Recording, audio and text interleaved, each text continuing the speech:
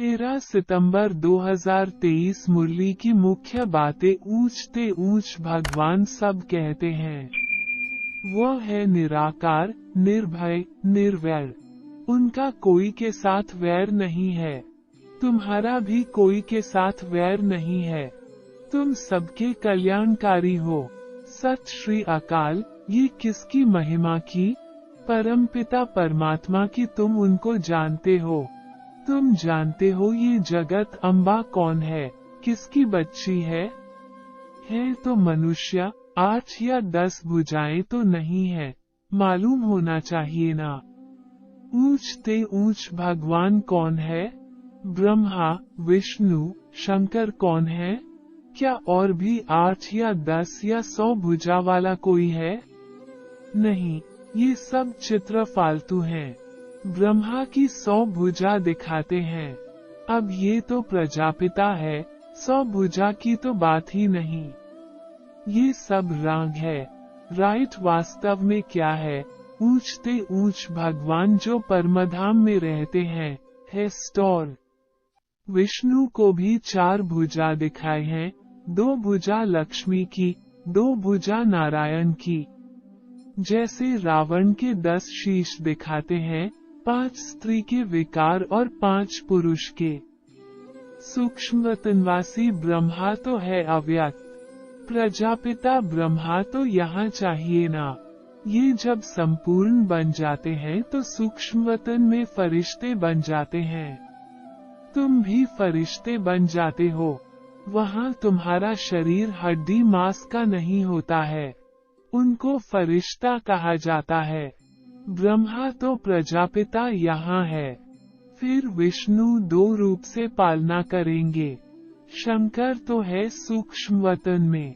ये बड़ी समझने की बातें हैं। इतनी दूरादेशी बुद्धि कोई की है नहीं।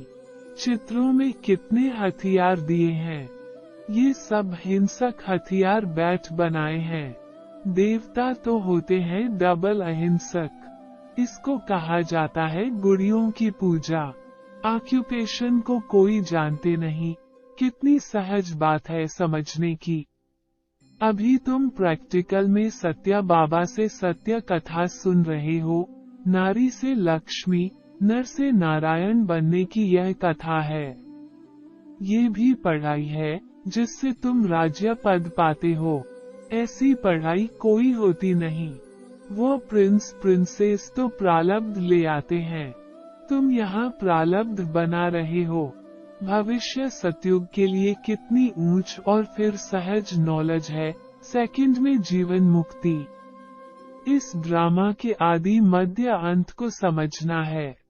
तुमको तो बिल्कुल निर्भय रहना है। शरीर को कोई मारता है, आत्मा को थोड़े ही मार सकते हैं। जो डरना चाहिए। निर्भय होने की बड़ी समझ चाहिए। बाप भी निर्भय तो बच्चे भी निर्भय। गोली शरीर को लगती है, मैं आत्मा तो जा रहा हूँ बाबा के पास, हमको क्या डर है। हम बैठे हैं, छत गिर जाती है, हम बाबा के पास चले जाएंगे। निर्भय होने में टाइम लगता है।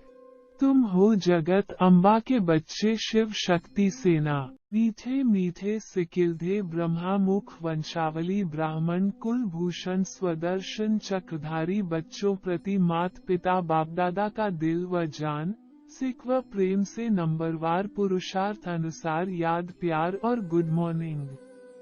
रूहानी बाप की रूहानी बच्चों को नमस्ते। धारणा के लिए मुख्य सार।